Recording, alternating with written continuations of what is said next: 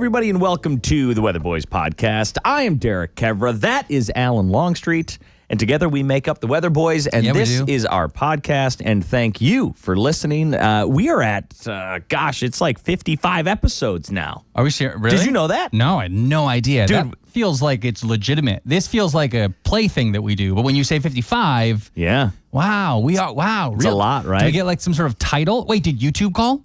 Did they give us the golden plaque? Yeah, Ted Sarandos from Netflix gave us I didn't take the call. I was busy. Yeah, I understand I was taking a nap. And I was like, we'll call you back. Yeah, that's good. Do you feel better after the nap? Yeah. Are you a short napper or a long napper? I am a short napper. As I get older, I can't nap more than like 20 minutes.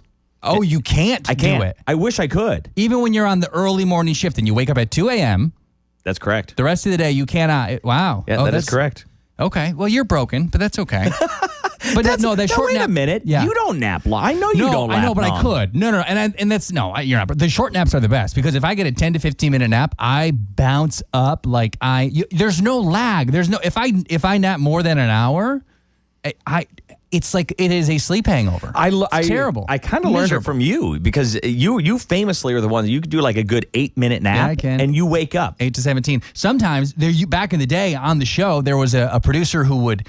We do weather every 10 minutes in the morning, and then there's a producer who would not have weather on one of those hits. That gave me 12 minutes to get to the couch in the weather office, and then 2 minutes to fall asleep, and then I would have a 7-minute nap every morning. That's wild. Like 4:45 a.m. It's beautiful. It's like this sleep that you're not really sleeping. Yes. It's like the twilight. It's like twilight. Yeah, it's wonderful. Yeah, that's so good. Crazy. But okay, here we are. So here we are. We're well rested. And this well restedness comes off of each of us doing a midwinter break vacation with the family. Yeah, because midwinter break comes like 1 week after Christmas break, and then like 3 days later there's spring break. That's right. And then there's summer break. Yes. Well, don't forget about mid-spring break. And then late spring break. Yep. And then early summer break. Sure. Then the summer, then the... Yeah, exactly. Yeah. It feels like that, It does. Yeah, it does. I mean, with kids, golly. For sure. Your break was good. That was fun. I missed you. Yeah, I want to talk about each of our breaks. And I want to start with yours. Oh, I go first? Okay. Yeah, because yours comes with a little bit of international headlines. Yeah, international intrigue. I came back just at the right time. I went to Mexico, went to Cancun, on the other side of the country than all of the ruckus that's happening now, Puerto Vallarta and other areas. We missed that. We got back the Tuesday before, and the trip was great. It was wonderful. What did we do? I went to the pool, man. We just had a good time. We were warm. It's nice to walk outside and be warm. Those Mexico trips, that is what you do. Yes. You wake up late, as late as you can with kids. For sure. You try to buy that time with tablets in the morning. And then you go to the pool. Yeah. And then you swim at the pool, and then you go get free food with whatever all-inclusive you have. Yes. And then you go back to the pool. And then you get a drink, and then you go get some more food, and then you go back to the pool. It's beautiful. And it's a great way to relax. It is a great way. It was fun. I went with my sister and her husband and her kids, so it was a little family affair. And I did the one bad thing. There was an oopsie, and it's on me. The kids hate the sunscreen, right? And they're in the pool all day. Well, kids always hate sunscreen. I reapplied the sunscreen enough. I really did. But the problem was I didn't keep them out of the pool, so it just fell off of them. Oh no! Right. And so the twins, they're 7, they had they were 2nd-degree burns. There were blisters on the nose, and it happened the last day, which is good, right? It was the final day, we're good. But the problem was then I dropped them off to their mother, my ex-wife, who we have a great relationship, all is good. But you don't want to drop off the problems that you created to that. That's not nice. And she was great about it. It's fine. But still, she wasn't thrilled. And I don't blame her for that whatsoever. That is a classic kid story. I remember my wife went to Hawaii. Yeah. And burns all over her shoulders. Yeah. Like blisters. Yes. And that will ruin a trip because you have to stay out of the sun. For sure. So then I guess when you come home to Michigan and it's snowing, they're fine. It was fine. Yeah. But then if there's discomfort during the sleep, you don't want to, Yeah, everything is good. All is fine. That was my big whoopsie doozy. And we got out, and then a week later, we had those headlines. I had the killing of El Mencho, which then boom.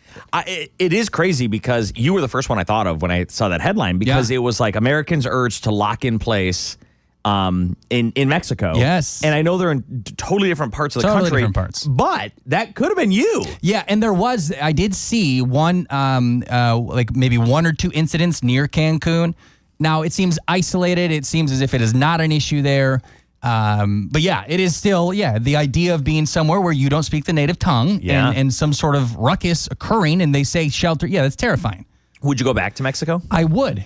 I've been thinking about that. Yeah. Like you should book it now. Yeah. Honestly, you should. You might get a good deal. If I had to go like today, that's the hard part. If you have a trip planned and you had it planned for a year, would you go today? I don't know. If I had to go in 2 weeks, I would certainly watch. And as long as this is a one-day thing, things calm down, then I would. I've always felt safe there. I've never felt. Maybe I would stay in the resort. Right? Yeah. Maybe I wouldn't. Maybe, which is what you did this trip. Right. Yes. Because I didn't want to drag those kids out. But I would. I have always felt very safe there, and some people tell me I'm dumb for that. And it's all what risk you're willing to encounter in your life. So we went south as well. Not as far south as Cancun, but we pretty close. I could have waved you from across the Gulf of Mexico. Yeah. Oh, beautiful. We went to New Orleans. Sure. And you hung out with Shia LaBeouf, right? Did you guys? Actually, Shia's incident in the French Quarter, we were not far from. You were right there. Did you say, "Hey, I love holes," and then he freaked out and That's what made him upset. That was it. Well, because I was like, "You could have done better." Right. Moderate, mediocre acting. He's great, by the way. Yeah, I actually do. I love He's Shia fantastic. LaBeouf. I'm sad. I mean, he's wild, but I am sad about like how he does seem to be unraveling a bit in the last decade because I really like him. I thought he was awesome in that Indiana Jones, the newer Indiana Jones one. Yeah. No, I think he's a great actor. Grew up with him. Even Stevens, remember that? Yeah. Yeah, I think he's obviously had some issues, and there have been some domestic violence issues, which are not good. Those are terrible. The worst thing in the world, but. As an actor, I appreciate what he does. So we were down in New Orleans for Mardi Gras. If you are a listener of the show, perhaps you remember that I lived in New Orleans for 4 years. So right before I came to Detroit, and I was saddled with this guy as a coworker, I worked down in New Orleans as a meteorologist down there. And we were there for 4 Mardi Gras. We love it down there. My wife and I were there together. So that's kind of like the beginning of our life together. So it has a special meaning to us. And we went back because it lined up with midwinter break, and we wanted to finally show the kids what Mardi Gras is because they are 9 and 7. Now, you may be listening going, how dare you awful father. Heathen. You're going to bring your children. To a strip club? An outdoor strip club? Seriously? So it smells like urine? If you've never been to Mardi Gras, there are 2 different sides to all of this. I think many people just view Bourbon Street and the flashing. That's the beads and the boobs. The beads and the boobs. Okay. That's what people think when they think Mardi Gras. They think Bourbon Street, beads, boobs, That's why you went. booze. And that is not where we spent our time. Okay. We spent our time on the other side of the city, uptown New Orleans. And by we, you mean your family was on one side and you were on the other. We were all uptown. Okay. The Mardi Gras parades where they throw beads, they do not require you to show any part of your body. Did you, though? No. You didn't? No. In fact, they don't like that uptown because they think it's stupid. And it is stupid. The Mardi Gras parades are very family friendly. It's almost like it's one big block party. Everybody's hanging out. It's like a huge tailgate. Sure. And then it's like a huge tailgate? It is like a huge tailgate. Like a tailgate, like a college tailgate with drunken college children? Well, I will not sit here and say that people aren't drunk because they absolutely are because it is New Orleans after all. It is, yeah. But it is very family friendly. The parade, the floats come down and they're throwing stuffed animals. They're throwing decks of cards. They're throwing all kinds like toys. Get a corner in your eye and you're done for. Well, you can absolutely. Wow. You have to pay attention. But they're throwing toys, stuffed animals. Yes, they're throwing beads and necklaces. But some of them are they flash, they bling. They're noisemakers. It's all one big, fun, family friendly party, and the kids had a great time. Sure. However, we did stay in the French Quarter. Okay. 1 block off Bourbon Street. Understood. Which was probably a mistake because it was maybe a little too close to that part of it when we got back late at night. Okay. So we told the kids early, you know this with kids, they find anything on the ground and they must pick it up. Oh, no. They find, hey, look at this, Dad. Look at this sharp needle.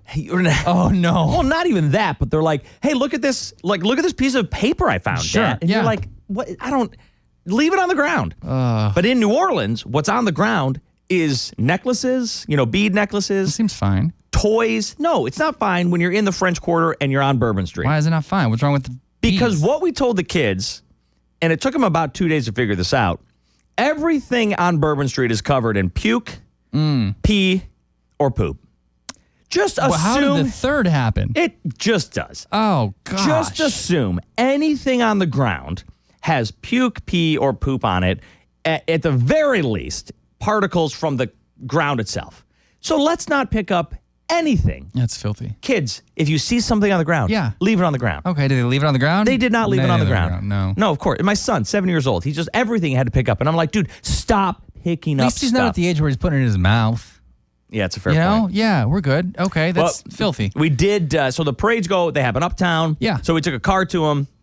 Late at night, we had to swing back around and come back down to the French Quarter, which was a hassle because every street is closed. I mean, it took forever. But you guys were driving around. You couldn't walk uptown? Well, it's a walkable. It's a very walkable city. You're right, but two and a half miles. Heard about it. 2.5 miles. That's like an hour walk. Sure. And one night we did do that, but we didn't want to do that every night. The kids are tired and cranky, so we tried like heck to get an Uber, and we eventually got one, but we had to cross Bourbon Street. And so every night we had to cross it. We just said, kids, close your eyes and grab dad or mom's hand. And we'll just lead you. What were they closing their eyes for? What were they seeing? What did you see? Debauchery. Oh, boy. Debauchery. But we did spend a lot of time in the French Quarter. Yeah. Which I was glad we did. When we booked it, I forgot we booked it in the French Quarter. Yeah. And I was like, oh no, what have we done? It's going to be insane. But then I was glad we did because we were able to walk around and see all the stuff. You know, St. Louis Cathedral, Café du Monde beignets, the Mississippi River. Oh, beignets. Oh, those are nice. Yeah, so we got to do all that, which we probably otherwise wouldn't have done. Okay, good. Very good. Okay, well, I have a question for you. So you were a good boy. You were a good, God-fearing man. Now the question is though, like you lived there, for a while, and you lived there for how long? A couple years. 4 years. 4 years. That's 12 seasons. 4 years, 12 seasons. No, in New Orleans, there's 2 seasons. There's summer, and then there's mild summer. Okay, summer, mild summer. Okay, that's great. So 24 seasons. That's quick math. And then you were how old at this time? You were in your mid-20s? I was in my mid to late 20s. You were in your mid-20s. You didn't have any kids. You weren't married. No. So what kind of stories do you have to tell us about what you did there? A lot I can't tell on this podcast. What kind of things have you done? I'll tell you this. When part of the reason when it was time to leave, it was time to leave. Sure. Like, that is a culture, that is probably I would say one of the best parts of our country is New Orleans.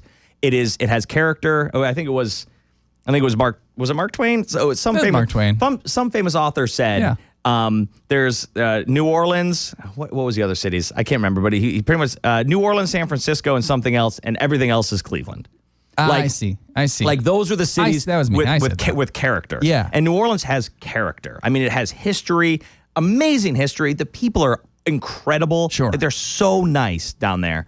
But they really encourage this party culture. And no shame. You're not feeling shame. And that's exactly it. Yeah. There's never shame. And there's like you wake up the next day after getting too drunk and doing something stupid. Most of us will feel shame. Sure. Down there, they're like, oh, don't worry about it. It's fine. Like, didn't give it a second thought. Here's a beer. Yeah, here's another beer. Here's a beer. Let's start over. But it was a good time though. This was a trip. What would you 1 to 10? It was a 10. There you go. Fantastic. And here we are. And so before we take up too much time regaling our stories, why don't you introduce our guest? Oh, well, fine. Okay, this is somebody that I've known for a little while. I'm very excited for this guest because I do think that there's a lot of very creative angles that this interview is going to go, and I know it will. Yeah, I have no idea where it's going to go. I've known her. I met her like 15 years ago, probably. I've known her for a little while, and then I didn't see her for a long time. Popped back into my life, and boy, when she pops back into your life, she pops back into your life. Nikki Fayne Jacobs, she's delightful. A creative connector working across beauty, wellness, and cannabis. Yeah, we're talking weed. Background in runway modeling, didn't know that. Strong voice in the Pilates space, I knew that. Reinvention, grief, staying relevant, and what changes when you turn 50? A lot to talk about. Enjoy the conversation on the Weatherboys podcast with Nikki Jacobs. Alan and I did a segment. Yeah, we did. We did a double Pilates partner class. Oh, yeah. Yes. Oh, my God. Yes. Wait, it's so old that you can't even press play on the thing. Like, it's archived. Oh, yes. So what happened this was on TV, I'm guessing? So this was a Get Fit segment? This was a Get Fit segment. With a young Alan Longstreet. This is 2015. 2015. This is 11 years ago. 2015. Okay, how about we did full partner Pilates. Alan, you know how hilarious Alan is? So his... No. So he is so hilarious to me. And I remember our first bit when I came on Townsend Street Pilates, now defunct. That's how old. I was teaching you the windmill leg exercise, and he wore shorts. Yeah. And I'm like, Alan. Well, who doesn't wear shorts to work out? Do the windmill. Yeah, exactly. So I go. The audience is getting a show they didn't pay for. Exactly. Well, it's the show they wanted, though. That is the show they they didn't wanted. know. Yeah, they didn't know it. We're not going back to Bourbon Street references, Alan. No, This you're is right. We're not. Although I'd like to. Yeah, and we will. And should we? Do we now or do we Pilates now? Is it Pilates or what? Because you were ahead of the curve. Go ahead, Derek has a thought, and he's got to get it out. First off, I thought I was the only one you did partners Pilates with, so I'm a bit upset to start things off. Exactly. Second, Nikki, your resume reads like an encyclopedia. I mean, you've done all of it. So this Pilates is just the tip of the iceberg. Honey, Pilates that was my mainstay for 25 years. And then it was a mere tipping point, if you will. And it's just got legs that have grown like an octopus from there. And it's all connected back to Pilates and Bourbon Street. Yeah. Have you ever done Pilates, Derek?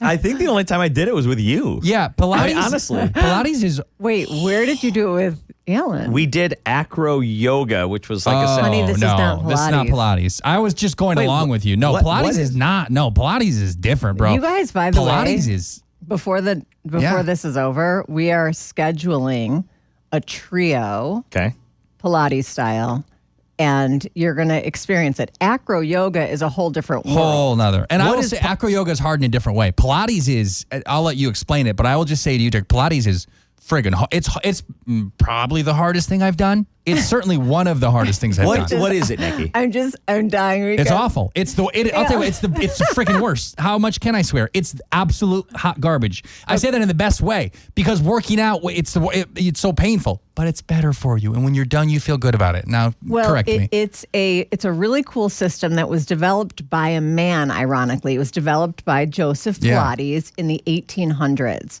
And what was initially developed were 34 exercises that you do on the floor. Totally functional fitness, your own body weights. Then he developed equipment. The equipment came on the scene. Think of a torture chamber. And that's what it looks like. Yeah. But the equipment came on the scene to assist you with the mat program. So the mat program's like the mother load. And then he develops these equipment apparatus to help people understand and learn the mat program. Today, we use the equipment as not only an assistance, but a resistance. Does that make sense? Yeah, downward dog is yoga, not Pilates. That's right. Yeah. Okay. That's right. Down dog is yoga, but in Pilates language, that would be pike. Okay? Sure. So it's all transitional. You can different languages. It's basically like hola, shalom. Sure, yeah. It's hello. It's the same thing, but it's just But I do feel as if anytime I've done Pilates, which is like 2 or 3 times, it activates like muscles in my body that I did not know existed. So exactly. When you're in the gym, which you clearly are, both of you, by the way. More me than She him, just probably. added you on accident. No, I think that you gentlemen, by the way, I just like to say your cover, your Have you seen his legs? I mean, I noticed his legs and tush walking tush is in. beautiful. No, I was in front of him. Yeah, I know. I don't know. Thank you, guys. Keep Either going. way, they're both, you gentlemen look great. Thank you very much. Yeah, Thanks. and it's evident that you take care of yourselves at the gym. So the gym exercises are done like on, I don't want to get all scientific, but you do it on a forward plane, right? But when you're in Pilates, you're using your core and the opposing muscle of your core, your back. So you're using your front side and your back side and the sides of your body. And so it makes it a little bit more challenging. Sure. Yes, it is challenging. It's challenging. And you started, Nikki, this was where it all began for you. This is where it all began for me. You started 25 years ago. Yeah. So that was before Pilates was cool. Kind of, yeah. Trailblazer, trendsetter? Not really. So the Pilates kind of lent itself to a certain socio-demographic. It was kind of like it was almost like exclusive, kind of like for a certain type of person, a little more on the expensive side, not accessible to underserved communities, if you will. Today, it's raging, which is so great, and I'm for it. And I am not for like if you went to university. You know, I'm always like there's many ways to skin a cat, and I come to the playing field as like any way that is good and not hurting other people is good. If it behooves you and you're serving someone, that's perfect. Behoove away. Behoove. So, Nikki, you're from Michigan. I'm from Michigan, yeah. So tell us your story. Go back a bit. Where'd you grow up? God. Okay. I grew up with our girl, Allie Rosenfeld, now Allie Kramer from the Birmingham Magazine. I keep bringing it back to the Weatherboys. Sure. And we love it. Yeah. Yeah. I just want to loop it in. You know, I want to keep it in a circle. By the way, Allie, so fun. So fun. Like we had her on the show. We interviewed her about the magazine, but also just about her and about what Birmingham lifestyle is. And she was the energy she brought in. Similar to mine. I knew it. Yes, absolutely. Thanks. But I knew within seconds that this was going to be fun. Yeah. And so She's fun. You guys are peas in a pod. But continue. We're kind of the same ilk, if you will. How does it happen? Do you find the birds of a feather, or do you influence one another? Like, were you Great question, Alan. So I grew up on the other side of town than Allie. So I grew up in Farmington Hills. And Allie was if I'm not mistaken, a Huntington Woods girl. And, we're both Jewish. And the Jewish community, for some reason, just lent itself to, like, connecting all over the place. That was our connection point, but it wasn't anything that we, like, it wasn't, I am for I was raised like people are people. And I was not raised very religious. I don't think Allie was either, but that was a connection. And when you meet someone like you guys met, I read your story. Yeah. Okay. You met and you were just like, he's cool. We're going to be friends. That's it. Similar to me and Allie, connection. Eyes lock, music plays, everything slows down. Yeah. I mean, not quite, but run towards each other in slow motion. That's how I felt. Yeah. Wait, Chariots fire. Exactly. Yes. Yeah. So you grew up here. Yeah, grew up in Farmington Hills, and then, I have my undergrad in theater and film, and master's exercise science kinesiology. Pilates, taught it for 20 years. Well, that's a bit of a pivot. Was that something that it was a where pivot. Just as we grow up, we start realizing, because all of us, when we have to declare our major in college, oh God, right. we don't really know. No. What was yours? Engineering. Well, look at that. So why did you go engineering? Because my dad told me that engineering is going to be the future, so I said, okay. Okay, yeah. But that's kind of what happens is like you're 19 years old and the world says, what are you going to do with the rest of your life? Right, and I was like, I'm going to be an actress and I'm going to Chicago, and so that's what I did. I went to Chicago for undergrad and I hung out there and I did Tony and Tina's Wedding in Second City and all I guess anything. Wait, you improv'd? I did. Are we doing all right now? Yeah. No, this is great. By the way, throw the ball, catch the ball. Oh, yeah. A little zip, zap, zap. Come on. We got all day. We got all day. Wait, you guys. We taped. Unique New York. New York's unique. You need unique New York. Do it. Go for it there, buddy.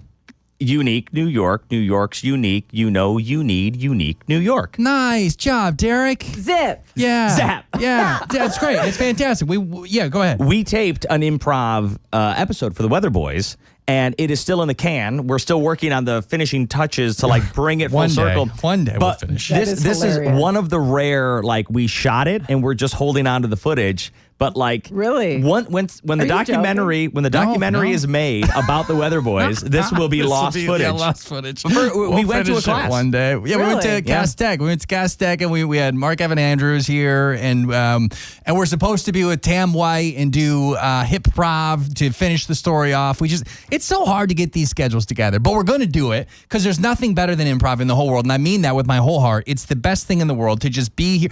Pure human emotion. Scripted is great, but when you go off script and you can be real, that's when the funny happens. You know what they call that? What do they call that? Flow state. There it is. That's it. Flow state, which is something that is very hard to capture.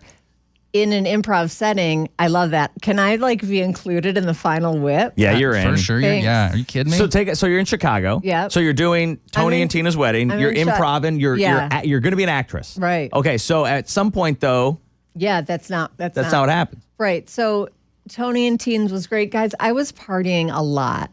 I was hitting the booze. Derek in New Orleans. We just talked about this. We got to circle back to those meals because the food there and the drink, similar to, I felt like I was in New Orleans, but I was in Chicago. Yeah. So I was just hitting it hard. Sure. And then I left when I was not 19. I was young because I'm an October birthday. Got it. So I'm the youngest of my crew.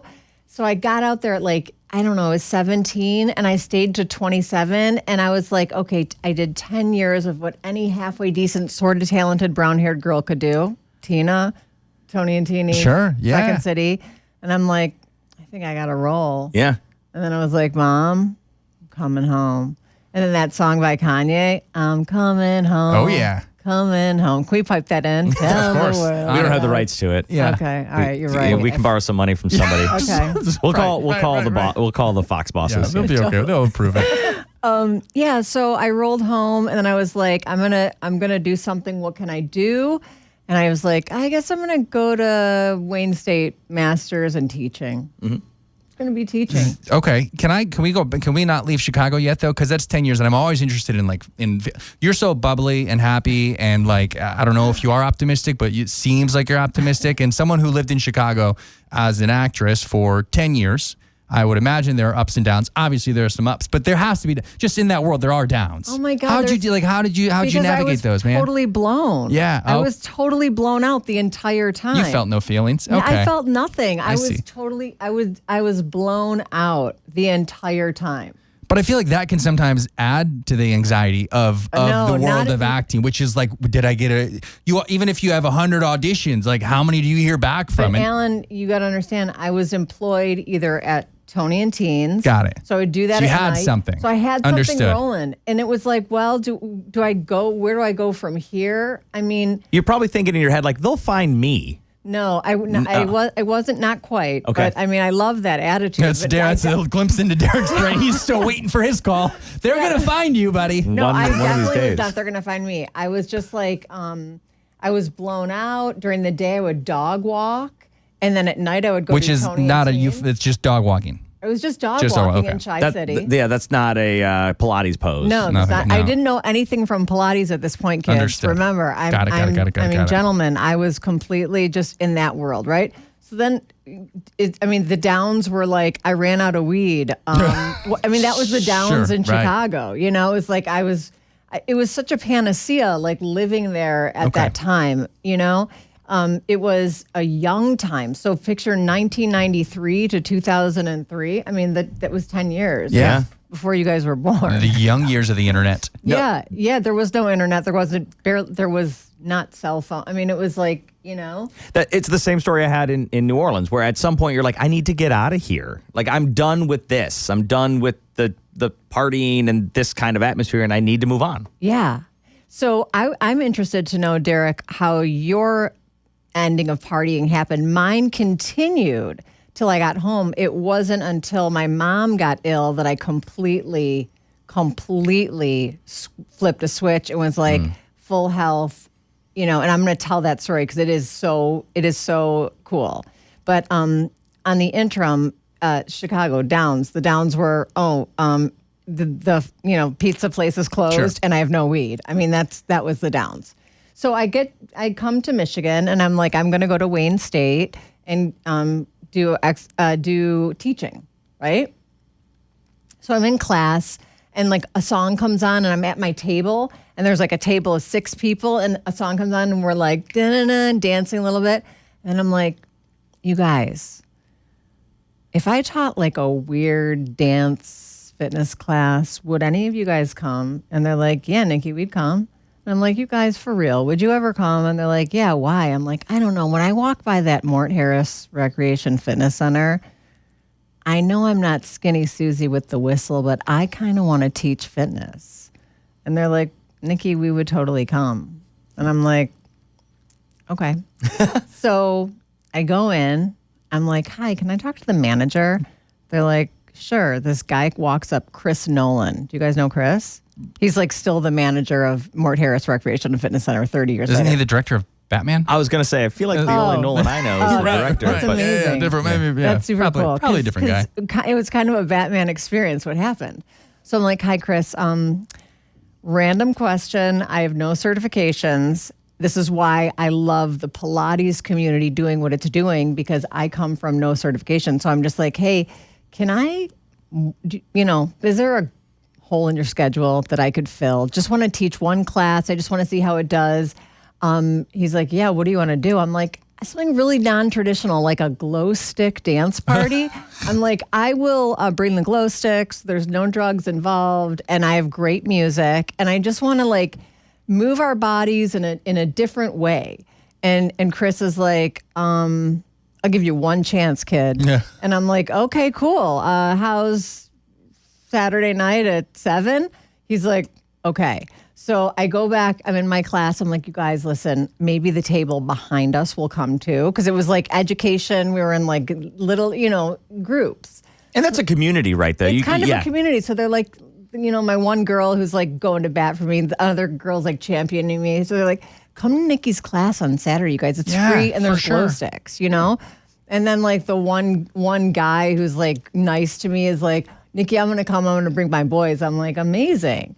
So I go, like maybe 5, maybe 6 people show up. I'm like, where's that guy? Where's the girl? Like no one really showed. Come on, Dave. I know, seriously. So I do it, and everyone kind of was like, no, really, this was good. This was really good, and it was different. It was surprising. What do you mean though? Because you had no back. What did you do? Like, because you're clear that you had nothing. I'm going to tell you exactly what I did. We had fun. We were grooving. I was just doing movement. It was just fun, and I was leading sober it dancing. out. And it was, I'm picturing this happening. You're encouraging everybody along the way. Nobody feels dumb. Everyone is having the time of their lives. We're in the dark. We've got the glow sticks. We're laughing our asses off. Needless to say, Chris Nolan says, Nikki, I like it. You're in. Let's run it. Beautiful. And I go, really? He goes, yeah. So we run it for a month, and like the next month, he's like, Nikki, I'm getting reservations for the glow stick dance party. Like, I'm getting calls. And I'm like, no, you're not. He's like, yes, I am.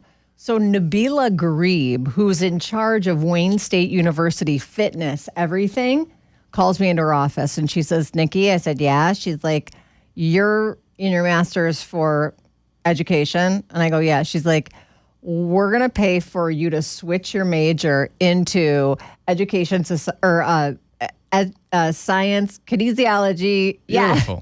Hold on. I love your face. For you to change your major to exercise science, kinesiology. We want you to be employed here at the Mort Harris Recreation Center. We don't have anyone like you, and we want you to help, cultivate. Sure. Now, this is the beginning of like the body positivity movement. Now, this is before, I'm pretty lean right now, but when we did, I want to pull up those archives, and I want to see my ass, because I got to tell you, I was not, I always like had a little bit more curvy body. And this was at the beginning, this was before the Dove campaign. Okay. Are you guys are you picking up what I'm putting down? Yes. Okay. Either way, Nabila gets me going. I develop a program called Wow Women on Weights, and we just kind of like beautiful. Have a blast. Yes, yeah. And then I'm driving home from Wayne State one night. This is 4 years into it, and I'm like, I want to teach in the hills. Kind of like the same itch that came over me when I was walking to the Mort Harris Recreation Fitness Center. Hey, and I'm like, I want to teach in the hills. And there was an audition at the Beverly Hills Club for kickboxing. Okay. Uh-huh. And I went, and I got it. You did it. And I didn't have any education. I just did it. And those classes were packed. Dr. Dre was in my class. Yeah, Dr. Dre. Okay. That Dr. Dre. That Dr. Dre. Am I the only dummy who thought you meant our Beverly Hills?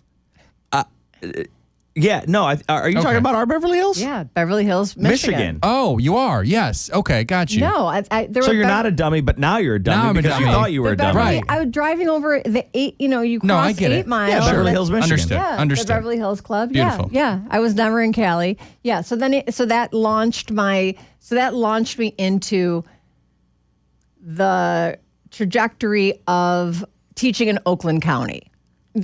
Now getting into Pilates really quick, I'll tell you, I'm teaching kickboxing.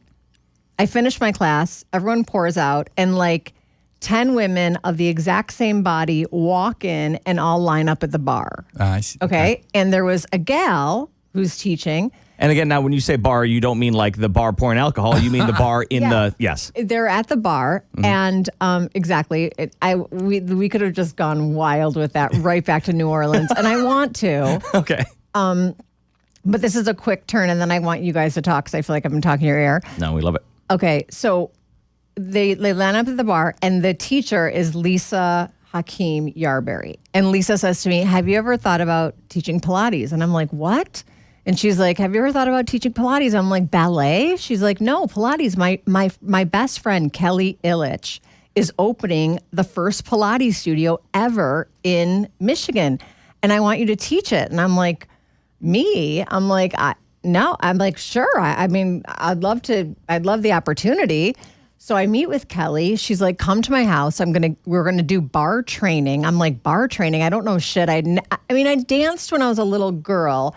I loved body movement. I love body, mind, and spirit, guys. It's what you are. You embody who you are, what you do. That's what I've been doing, right? So all theater school is, and all of that is just embodiment. The more you embody, the more, right? So that's what exercise is, and that's what teaching is. And anyway, I go to Kelly's house.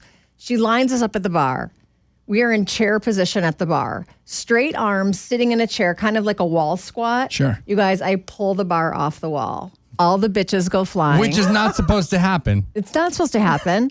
Kelly looks at me and she's like, "Don't worry. You're going to be my strongest teacher. Let's go to lunch. We'll get this thing reinstated in no time." So to be clear, back to Derek's question minutes ago about you being a trendsetter. Tell me. You were with you said no. You said no, I wasn't. That's the first Pilates studio. Okay, that is kind of how I have a little bit of an OG. That's how I'm a little bit of an OG. So with that, Are we hold on a second. We're hearing something funny. What is that? That's not a phone, is it? if it's a phone, No, it could it's be not. mine. Is it? Something just happened to put those headphones on. Nikki, put those headphones on. Anything We're for you, hearing- Alan. Yeah. What is, Ooh, that sounds amazing. where is that coming from? It's done. It's over. Yeah, it's over. Okay. Well, that Okay. was fun. Can I go? You can take them off again. Yeah, thank you. Thank you very much. I just needed you to know that we weren't Something- losing our minds. It sounded like a Zoom call. Yeah. yeah. I wonder if Jay Towers was expecting a Zoom call. no, does and we he just have- canceled. It was probably like Janet Jackson. Yeah. And we just hung up on Janet yeah. Jackson. Could have. Yeah. I mean, knowing Mr. Jay. Nolan. Yeah. Really? What I'm gathering, though, Could have been Chris Nolan from Batman. Right. Christian Bale was like, hold on, I know Nikki. What I'm hearing is Yeah. that you are a student of this craft. Yes. This craft of body positivity, fitness. Like, you are not scared of anything and you want to learn about everything. Amen. Right? Okay, that's what it sounds like to me. That's how you feel. 100%. I am not scared to move into any movement modality. I am not scared to connect with anyone. I am a lover of life. And all the while, I was scared of truly feeling that, which is why I was continuing to smoke weed and drink and smoke ciggies secretly. We won't tell anybody. No. Don't tell anyone. So I proceeded to teach for Kelly. I was the first Lululemon ambassador. Again, not a trendsetter. Definitely not a trendsetter. For the Somerset store. And the other really cool thing, I never had any training in Pilates. So Kelly said, Nikki, teach your mat class at my studio, teach mat Pilates. So I just grabbed a book. I'm like, okay, here's mat Pilates, Yeah. 34 exercises, self-taught. And then after 500 hours of teaching, you can sit for the Pilates Method Alliance certification, which is the governing body over all Pilates instructors. I sat for the examination. I did very well. And then she sent me to Sacramento, California, at which point I became a teacher to the teachers. Nikki, you are an example of energy will carry you up. Yes, because when you, from those stories and from just being in a room with you, like I can feel that energy. And it might be your coffee. No, it's not. It's you. But if when you go into a class like that, yes. that is what separates a good teacher from a great teacher, is everybody can teach you the poses, but you cannot inspire people if you don't have that within you. But Bingo. You do. Thank you. Thank you. You guys do too. I think that you guys are very special. And I think tapping into, I think you have to get into really understanding the darkness of yourself and the lightness. Oh. So this is gonna shift a little bit, but I really believe that in order for you to shine your light, you must spend time knowing yourself. I don't believe it. You've never been sad. I can't believe that. You are too. You are. So here's the quick and dirty on how I recovered from abusing my body for so long. So I'm teaching, I'm thriving in teaching, but I have this secret life. So like my husband's 7 years older than me. So he would come home from work. I'd be in the back seat, wasted, or in the backyard, not in the back seat. Just waiting for him. Hey, honey. I'd be in the backyard, wasted. Okay, he'd be like, there she goes again. I mean, I would get home from work. I'd make dinner. I would chug a bottle of wine. I'd smoke a joint. I'd smoke cigs. Maybe take an Ambien and pass out. I shit you not. My mom, who was, may she rest in peace, my mom was the most delicious, nurturing, magnificent mom growing up. I never saw her hold a glass of wine to her lips. We woke up on Valentine's Day, because it's February. Tony and I would wake up on Valentine's Day. Our rooms would be covered with Mylar balloons and chocolates everywhere. Okay. My mom was so celebratory. We're Jewish, right? Every Christmas, we had stockings on the mantle of our fireplace. My mom would get huge carrots for the reindeer. She would have cookies and milk for Santa. My brother and I would come downstairs. I don't know how she did it, but it was the carrots were like as if a wolf gnawed them. The milk cup had Santa's thing with his lips, his milk lips, fingerprints. With cookies. Yeah. My brother and I'd be like, he came again? He did. Of course. He was here. Yeah. I mean, and we're Jewish, okay? My mom, when I was little, I was like, Mom, Julie Zuckerman is wearing a Jewish star at school. Like, all the girls are. Can I? And my mom's like, why? You need a reminder around your neck who you are? And I'm like, no. And so she's like, so my mom was like for the people. She was the only like Jewish girl in a Gentile sorority at Eastern Michigan University. She explained life very different to me. She meant a lot to you. Oh my God. She was my world. So anyway, she never asked me for a thing growing up. I'm in the backyard hammered. She calls me. I need to go to the hospital. I'm like, okay. And I'm wasted. I'm like, Mom, I'll be there in 5 minutes. I'm like, okay, dear God, if I get to Mommy, I am never drinking again. I'm never smoking again. I'm not doing anything. Please get me there safe. Please get me to the hospital. Please, dear God, please, please, please. I get to Mom. I get her to the hospital. And from that moment forward, I did not touch anything. Now, here is why. I knew she was not well. She wouldn't ask me for anything unless she was not well. And I needed to like sit in the fire with her. I needed to feel this burn because I knew I knew we were going down a road that was dark. And how long ago was that? I was 43 and I just turned 50. So I've been sober since that moment, like legit that moment. That moment. Now, when I've gone on a girls' trip, sure, I've hit a joint. When I've been out, have I gotten a glass of wine? If I wanted one. Sure. I didn't go through a process of Alcoholics Anonymous or drugs, don't do it. I just went through, Nikki, let's feel life. What are we running from? What's going on? So I had to I was my mom's advocate, my privilege and pleasure to take care of her. but I had to sit in the fire and I had to feel every single thing. Nikki, what was wrong with your mom? So this is very interesting, you guys, and this is another reason that I think that I'm so in tune to health. When my mom was 28 years old and she had me, I was in her womb. She had a full heart attack at the 6-month point and spent 6, 7, 8, 9 months in the hospital. So I was in her womb. And Jeez. And Tony, my brother, to this day is like, see, you gave mom a heart attack even in the womb. Right. Is that older brother or younger brother? Older. Brother. Yeah, that's what we do. Yeah, I know. So, but that is crazy. So when you hit one of your organs, the rest of your organs take a major, they take a hit. So my mom had a heart attack and it affected her kidneys really bad. So my whole life, I thought she was just a flower. She didn't hold a glass of wine to her lips her entire life. I thought she was a vegetarian because she was just... Care about animals. And mindful, But the fact of the matter is she was doing that to stave off her kidneys for as long as she could. Now, here's the other crazy part. She didn't tell any of us. She didn't tell anyone in our family until... She had a subdermal hematoma, like a blood thing, and I was in the ER with her, and the doctor came in and said, "How long have you been in renal failure?" And I'm like, "What?" And she's like, "Nikki, get out of here. I swear to God." And I'm like, "No, I'm not going anywhere." And the doctor's like, "How long have you had, the kidney issue?" And my mom's like, "Well, when I was, She's like, how old are you? Yeah. Right. This one did it to me. Right. When I was 28 years old, and this one was... So it was because she didn't want you to hold that. She didn't want that to have any effect on... Oh, man. Man, was she was fucking Mother What a lady. Teresa. I know. Yeah. She was such a lady. So, oh man, I'm going to cry. Please, let it out. Feel those feelings, Nikki. I know I am. Come on, what are we Trust running me. from? Yeah, no, exactly. Yeah. I let it out. I do.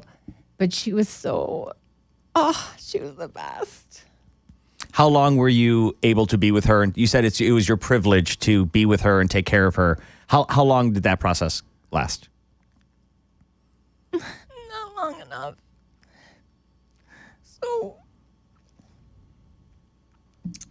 So she died like before my 45th birthday. So I was like a year. But what a gift that my you were God. able to give to her and that she was able to give to you. Oh my God, you guys, I could talk to you about stories about her forever, and so good. Best mommy. And the way that she keeps giving. I heard you talk about some Broadway tickets. Oh yeah. that continue to... Oh my God, that is the coolest. So you guys are theater guys. Yeah. Yeah, sure. So in I was shared like on the podcast I had done a couple years ago that my last New Year's with her, we went for dinner, and then we went to dinner at Bill's on Woodward. And then we went next, she's like, let's get a bunch of cupcakes. So we went next door to Yummy Cupcakes, which is now Bloomfield Bake Shop. So delicious. They have gluten-free and vegan, by the way. Look at those eyes light up. Oh my God, they're so delicious. They're almost as good as a king cake or the lemon DeBerge cake from New Orleans. And so delicious. Anyway, we got like 12 cupcakes, went back to her house, and she's like, let's just buy as many theater tickets as we can. And I was like, okay, let's do it, Mom. And my mom loved orchestra only like the first 5. I mean, anything past 5th row orchestra. Sure, right. No, we weren't doing. So she bought all these tickets, and we were planning to go in May to see all these shows. And she passed away April 13th. And then the world shut down, and I called Broadway.com, and I'm like, I have like a huge a huge amount of tickets. And he's like, listen, there'll be a voucher. When Broadway reopens, you can use this money. It's just going to sit here like in a little, it's just going to sit here for you. And I'm like, okay. And then when she passed, you know how you can say, if you want to make a donation, make it to the American Heart Association. We did Make It to Broadway Cares. So everyone who donated in my mom's name did it to Broadway. And to this day, I still have money to go see shows. And I was just in New York for New York Fashion Week. And every time we go, we see shows. So it's really, I know, I'm in 8 different ways Sunday. Yeah. Nikki, what I love about you, many things, but thanks, Derek. One of the things that's becoming apparent is a lot of people will shy away from grief. They don't want to talk about grief. They don't want. So, I grew up with a bunch of people that nope, I don't want to talk about it. We're just going to bury that. And it feels like you don't do that. From this conversation, you've embraced just talking about your mom. What have you learned about grief through her? So, guys, grief is love. And love, the more we love, which is basically what I don't mean to sound like some crazy, extra positive. Too late for that, Nikki. Ship sailed. Like extra positivity person, because I think one of the things that I really is important to me is like being real with my feelings and really like, hearing them. And so hearing them, listening to them, feeling them, obviously. So I think with grief, when you love, you either get everlasting love or you get love cut short. And everlasting love is, you're really lucky, but you guys know the theory that like more prayers have been said in a hospital versus a temple or a church. And kisses in an airport are much stronger than ones in an altar. Meaning, love, when it's gone, is much more intense, right? But love, everlasting love, you're lucky if your natural order is your parents go and then you go, right? That's a natural order. It is heartbreaking. It is heartbreaking to lose your parents when you are under the age of 50. But if you embody their like genius and their strengths, and you can know that your cells are half of them, then how lucky are we? And how lucky that we had this experience. Then it's you have to not be scared to cry, and you have to just like experience it, because when you're little and you have pets, one of the reasons you have pets is so like your kids can know what it's like to lose something they love, right?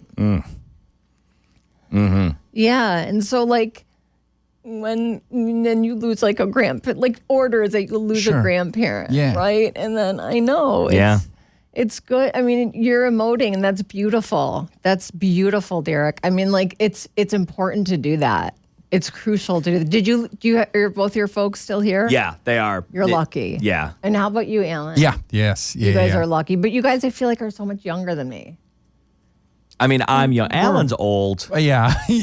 Alan, he looks old. Yeah, I look old, but I'm actually young. They're doing the Benjamin Button. It's gonna reverse. We're the same age. Yeah, we're 40-ish. Okay.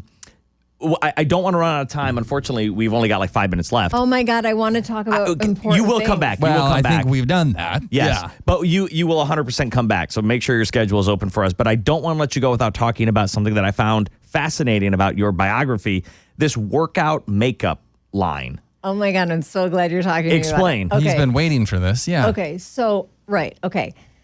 Todd's Beauty. Do you guys know what Todd's Room is? No. Okay, so Todd's Room is this really tremendous beauty apothecary in Oakland County. It's in Birmingham. And Todd started at a small place in Birmingham, then went to a bigger, now a very large one. He has his own makeup line, And he's got makeup artists. He's got makeup in there. He's got all kinds of products. A lot of girls go there just to get their eyebrows done. It's like an upkeep. You know, there's manicurists. There's a lot of stuff. There's hair. There's everything. Todd approached me and was like, because he knows I work out all the time. He's like, Nikki, are you interested in coming up with like a makeup line or, you know, like a beauty edit? And I was like, I would love that, because it's really, you know, I don't know if you guys notice, but when girls go to the gym, you know, you want to feel good and look good. But the main thing as you age is your skin.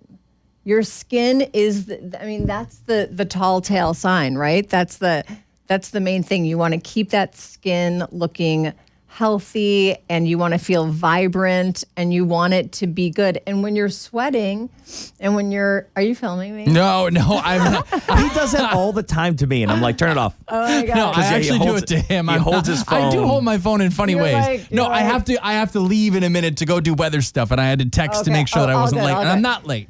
All good.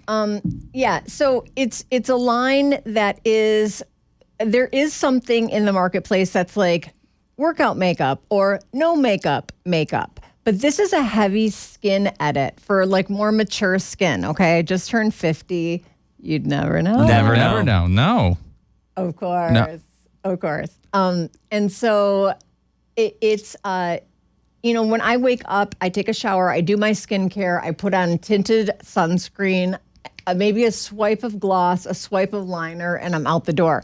But that carries me through the day. So if I go to a class, like I went to a class this morning at 9:30, and then kind of like did a little spruce up. Okay. And then, yeah. This is making sense to me, because my first question was going to be, why do we need to wear makeup when we're going to work out? But this is not that. Yeah. This is a lifestyle makeup that you can wear, but you can live your life without needing to reapply or take it off and put it back on. Exactly. And it's just to make you feel beautiful. And it's also like to, it's really a confidence booster. It's a confidence booster. And you want to feel your best wherever you go.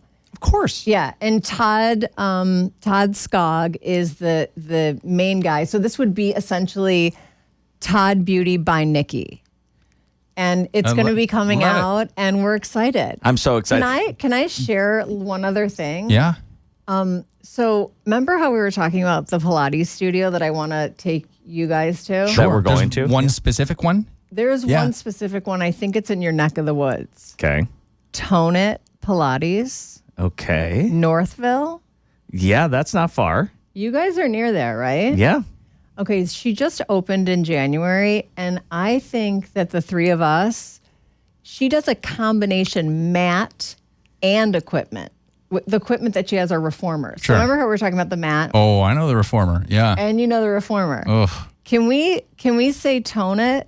I'm like, can we We're going to tone it. We're going to tone it. We're going to tone it, but don't make fun of me, because he's got experience and you've got a ton of experience. No. We will be completely. I'm very, very, very bad at this. Well, here's the thing. It's not something that you're good at. It is. Think it is. Well, I'll be bad. It's okay. I'm okay. I don't think bad is bad. But here's bad the means thing. you're learning. The teacher, Kayla Smith, she will do the instruction so you won't feel like you're new. She's that good that you're going to be like, okay, we'll go to the mat. I got it. We'll go to the reformer. I got it. Okay, we're going to do it. We're going to tone it. Nikki, I got all these questions I didn't even get to ask you. So you must come back. Will you come back? I would love to. Okay, Nikki will come back and we will finish off all of these questions. Let's do it. Thank you so much. Thank you for being so honest. Yeah. It's hard to be honest, and we just appreciate that. It's the only way I know how to be, and it's from my mom. Thank you. Thank you. Thank you, Alan. And thank you for listening to the Weatherboys podcast. You can find all of our content on Spotify, on YouTube, and of course on the Fox Local app listed down in the Weatherboys section. Free to download. Check it out. Until then, we'll see you next time. Bye, everybody. Bye.